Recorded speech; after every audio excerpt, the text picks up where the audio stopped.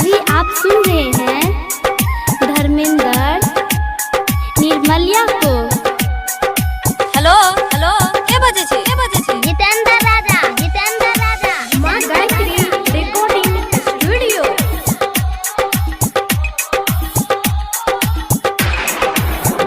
हे के जान कहिया तो हर शादी है तो कहिया माता कोरावा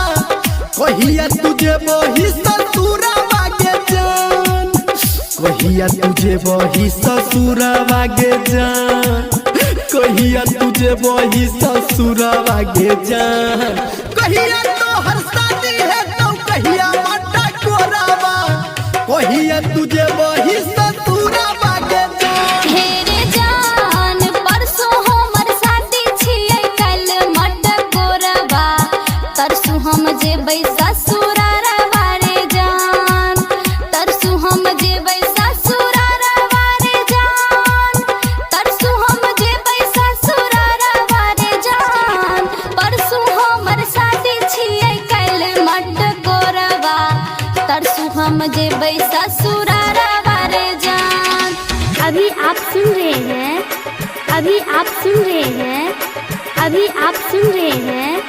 जितेंद्र राजा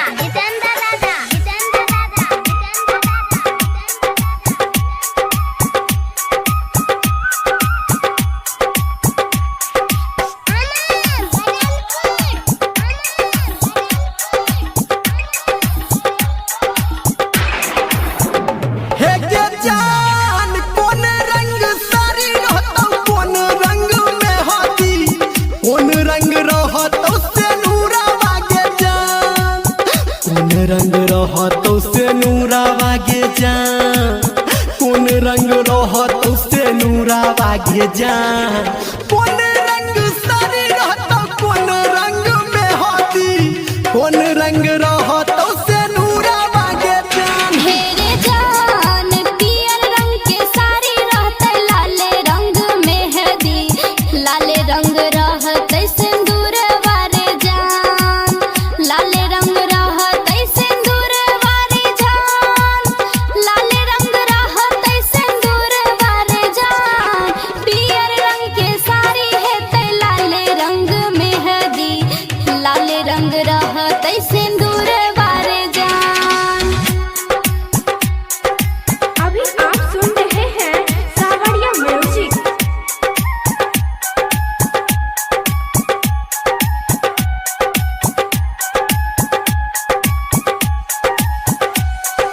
हेलो हेलो हेलो के बजे छी जितेंद्र राजा हे के जान कथी के परवा बनतौ कथी के पोहरावा करतो के कन्या दाना मांगे जान करतो के कन्या दाना मांगे जान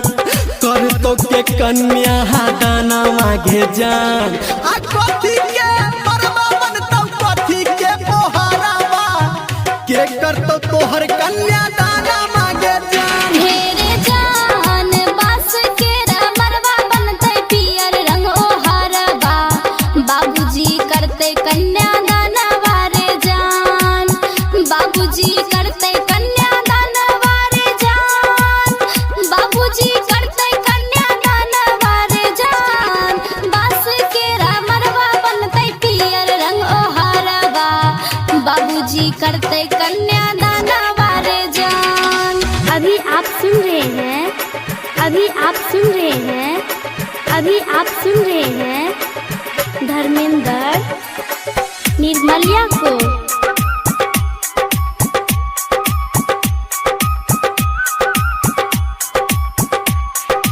हेलो हेलो के बजे छी जितेंद्र राजा हे के जान हमारा बिसैरी जे बेटा के की ससुरावा आ मनवा में लागे हमरा डरावा गे जान मनवा में लागे हमरा डरावा गे जान मनवा में लागे हमरा डरावा गे जान हमारा बिसैरी जे बेटा के की ससुरावा आ मनवा में लागे हमरा डरावा